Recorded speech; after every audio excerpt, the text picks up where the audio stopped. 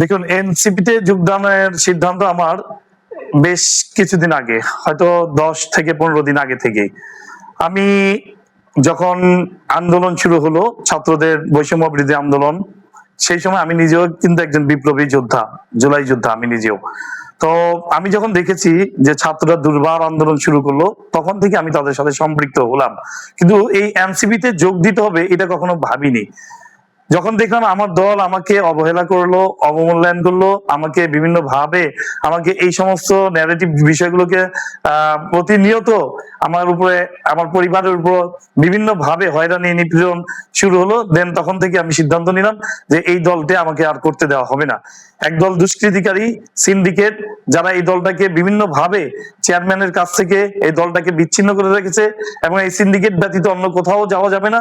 সিন্ডিকেটকে তোষামত করেই চেয়ারম্যান পর্যন্ত যেতে হয়, এবং চেয়ারম্যান যখন মনে করেন যাকে নেতৃত্ব দিবেন, যেমন আমি কেন্দ্রীয় যুবদলের সাংগঠনিক সম্পাদক হয়েছিলাম একমাত্র চেয়ারম্যান মহোদয়ের সরাসরি হস্তক্ষেপে।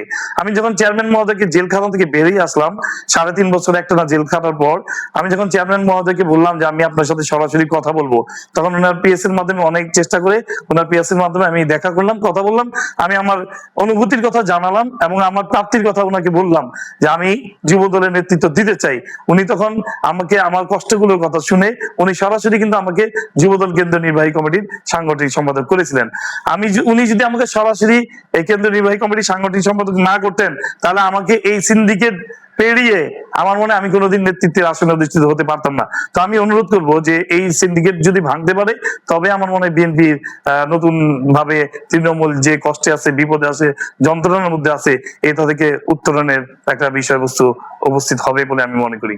এনসিপি কে নিয়ে আমার ভাবনা, এনসিপি যেহেতু ফ্যাসিবাদ বিরোধী আন্দোলনের সামনে থেকে নেতৃত্ব দিয়েছেন, প্রায় 1400 ছাত্র জনতার গণবিপ্লবের মধ্য দিয়ে এনসিপি কিন্তু আজকে এই পথে আসতে সক্ষম হয়েছে।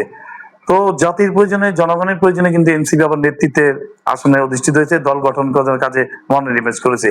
সেহেতু আমি একজন বিগত দিনে যে দলের মধ্যে ছিলাম, সেই দলের একজন কর্মী হিসাবে আমার দায়িত্ব কর্তব্য আমি এনসিপি কে সারা দেশব্যাপী এবং ঢাকা মহানগরে পুনর্গঠন করে শক্তিশালী করার জন্য ওয়ার্ড থেকে ইউনিট, ইউনিট থেকে বিভিন্ন থানা, কলেজ, বিশ্ববিদ্যালয়, যেখানে সুযোগ পাবো সেখানে এনসিপি কে জনগণের কাছে তুলে ধরার চেষ্টা করব, জনগণকে বোঝাতে সক্ষম হব যে এই এনসিপির কারণেই দেশে আবার ফ্যাসিবাদ মুক্ত হয়েছে, গণতন্ত্রের ধারা ফিরে এসেছে।